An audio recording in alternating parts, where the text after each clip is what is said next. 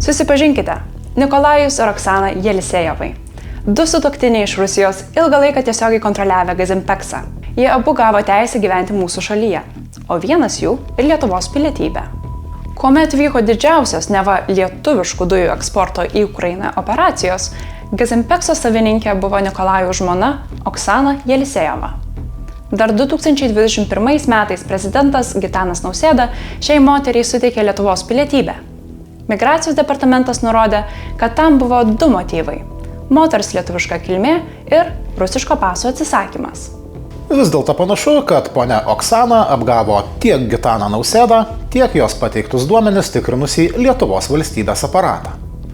Nes mūsų gauti duomenys rodo, kad prabėgus daugiau nei metams po jos priesaikos Lietuvos Respublikai, Oksana toliau sėkmingai naudojosi rusišku pasu.